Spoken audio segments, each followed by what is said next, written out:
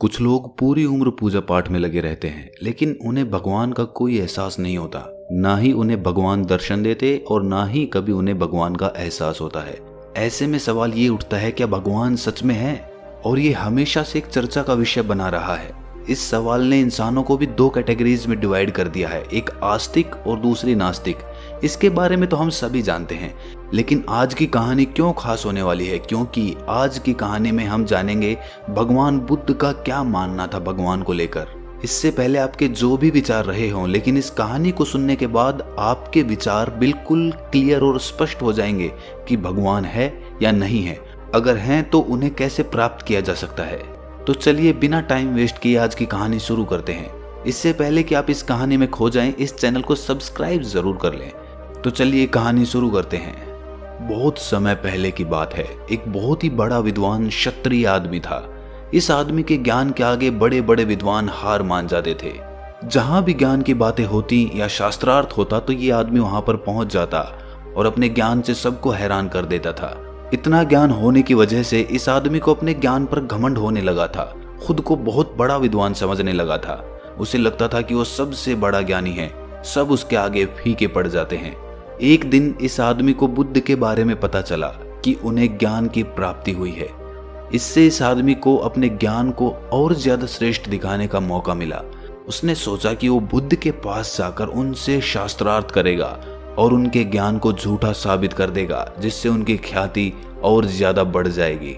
जब वो बुद्ध से मिलने जा रहा था तब उसे पता चला कि बुद्ध ईश्वर के बारे में बात ही नहीं करते।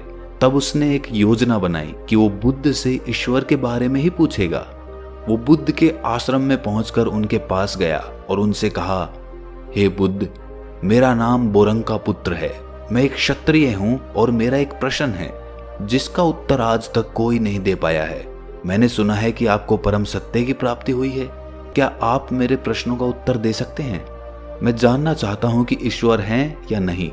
बुद्ध मुस्कुराए और बोले, क्या तुम सच में ईश्वर के बारे में जानना चाहते हो या फिर अपने ज्ञान का प्रदर्शन करना चाहते हो? वो आदमी बोला, हे बुद्ध, क्या आप मुझे मेरे प्रश्न का उत्तर नहीं देंगे? बुद्ध ने कहा, मैं तुम्हारे सारे प्रश्नों का उत्तर दूंगा, लेकिन क्या तुम इनके जवाब के लिए कुछ दांव पर भी लगा सकते हो? क्योंकि ऐसे प्रश्नों का उत्तर सहज नहीं मिलता है। यह आदमी अपने घमंड में इतना चूर था कि ये अपने आप को ऊंचा साबित करने के लिए किसी भी हद तक जाने को तैयार था। इसीलिए उसने बिना सोचे समझे बुद्ध से कहा कि आप जो भी बोलेंगे मैं वो करने के लिए तैयार हूं, लेकिन आपको मेरे प्रश्न का जवाब देना होगा।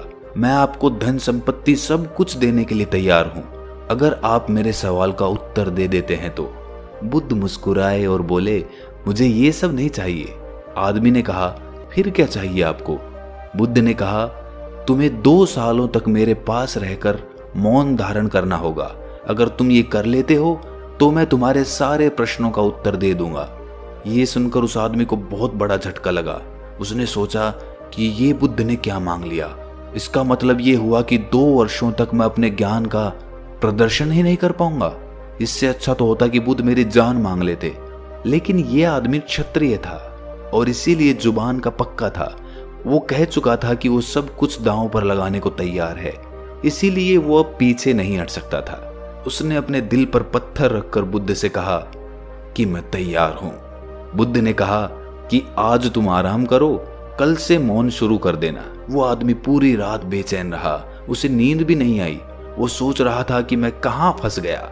अच्छा खासा अपने रास्ते जा रहा था, यहां तो मेरी बाजी ही उल्टी पड़ गई। अगले दिन वो उठा और उसने मौन शुरू कर दिया। उसने एक दिन तो जैसे तैसे निकाल दिया, लेकिन दूसरे दिन वो बेचैन हो गया। उसे एक एक पल काटना बहुत भारी लग रहा था। ऐसे ही करते करते 4 महीने निकल गए। वो बुद्ध के शिष्यों को उनसे प्रश्न करते देख जवाब देने के लिए बहुत व्याकुल हो जाता था। इन 4 महीनों में वो बहुत बदल गया था। उसे अब क्रोध आने लगा था, लेकिन कुछ बोल नहीं पाता था। वो हमेशा गुस्से में लाल रहता, जैसे सुध बुध खो दी हो। वो हताश और निराश होकर इधर उधर देखता रहता। एक दिन वो बड़ा सा पत्थर लेकर बुद्ध के पास गया और उसे वहीं पर पटक कर वहां से चला गया। ये देखकर बुद्ध उसके पीछे गए और उसे एक तालाब के पास ले जाकर कहा कि मैं तुम्हें थोड़ी देर के लिए मौन तोड़ने के लिए इजाजत देता हूं। तुम चाहो तो मुझसे कुछ पूछ सकते हो। उस आदमी ने ना में सर हिला दिया। इस पर बुद्ध ने कहा कि ठीक है, तो तुम मेरे सवालों का जवाब गर्दन हिला कर देना। इस तालाब में देखो, क्या तुम्हें चंद्रमा दिखाई दे रहा है? आदमी ने हाँ में सर हिला दिया। फिर बुद्ध ने कहा कि तुम इस तालाब में एक पत्थर फेंको। आदमी ने पत्थर लेकर तालाब में फेंक दिया। बुद्ध ने कहा कि क्या अब तुम्हें चंद्रमा पहले की तरह स्पष्ट दिख रहा है? आदमी ने ना में सर हिला दिया। इसके बाद बुद्ध ने कहा, जैसे शांत पानी में चंद्रमा वैसा ही दिखता है जैसा कि वो होता है, और जैसे ही तुमने उस तालाब में पत्थर फेंका तो वो चंद्रमा स्पष्ट दिखाई देना बंद हो गया। ठीक उसी प्रकार जब तुम मौन रहते हो तो तुम्हें सत्य या कहें परमात्मा बिल्कुल स्पष्ट दिखाई देता है। लेकिन जब तुम्हारे अंदर विचारों की हलचल पैदा होती है, मतलब तरह तरह के विचार आते रहते हैं, जाते रहते हैं, तो उसमें सत्य दिखाई नहीं देता। इसीलिए बाहरी मौन से ज्यादा जरूरी है अंदरूनी मौन, मतलब भीतर से शांत होना, विचारों को शांत करना। तभी हम सत्य को स्पष्ट देख पाएंगे। फिर बुद्ध उस आदमी से कहते हैं कि इतने महीनों तक तुमने मौन रहकर जो ऊर्जा अपने अंदर इकट्ठी की, वो ऊर्जा क्रोध के माध्यम से बाहर निकलने के लिए छटपटा रही है। उसके लिए सिर्फ क्रोध ही एक माध्यम है बाहर निकलने का। लेकिन अगर तुम अपने विचारों को इस वक्त भी संयमित कर लेते हो, तो वही ऊर्जा जो बाहर निकलने के लिए छटपटा रही है, वो तुम्हारी सत्य या परमात्मा की खोज के लिए ताकत बन जाएगी। इसीलिए क्रोध करके उसे बर्बाद मत करो, उसे अपने शरीर में समाहित कर लो, खुद को शांत पानी के समान कर लो, ताकि खुद की परछाई को तुम देख पाओ। ये बात उस आदमी की समझ में आ चुकी थी। उसने 2 साल तक बाहरी व आंतरिक रूप से मौन धारण किया, खुद को शांत बनाया। 2 साल बीत जाने के बाद बुद्ध ने कहा कि तुम्हारे मौन के 2 साल बीत चुके हैं, तुम्हें जो पूछना है वो पूछ सकते हो। उस आदमी ने 2 साल बाद पहली बार कोई शब्द बोला था, और वो शब्द था बुद्ध। उसकी वाणी में इतना आकर्षण था, इतनी करुणा थी कि हर कोई उसे सुनना चाहता था। तब उस आदमी ने कहा कि हे बुद्ध, जब मैंने आपसे उस समय प्रश्न किया था, तब मैं खुद को एक श्रेष्ठ ज्ञानी मानता था, लेकिन अब मुझे पता चल गया कि खुद को ज्ञानी समझना ही मेरी सबसे बड़ी भूल थी।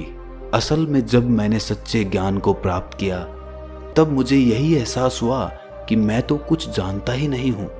परमात्मा की बसाई इस सृष्टि में कितने ही रहस्य छुपे हैं, और हमें लगता है कि हम सब कुछ पहले से ही जानते हैं। और इसी विचार ने मेरी जानने की क्षमता को बंद कर दिया था।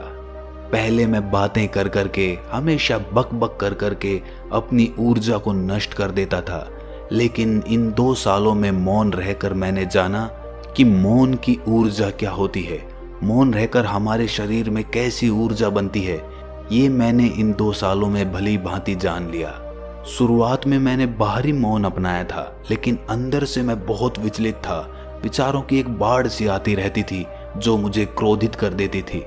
लेकिन अपने दृढ़ संकल्प के कारण मैंने अपने मौन को नहीं तोड़ा, और कुछ समय बीतने के बाद मेरा वो क्रोध भी शांत होता चला गया और मैं अंदर से मौन हो गया।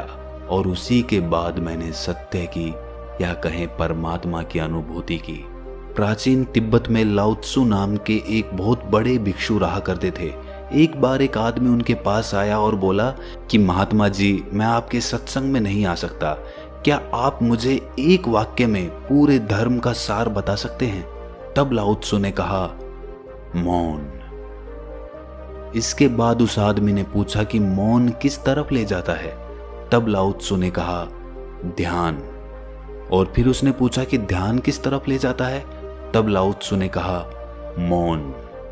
अगर हमारी इस कहानी को एक भी आदमी समझ लेता है तो इस कहानी को सुनाने का हमारा मकसद पूरा हो जाएगा। अगर ये कहानी आपको अच्छी लगी तो इस चैनल को सब्सक्राइब जरूर कर दें।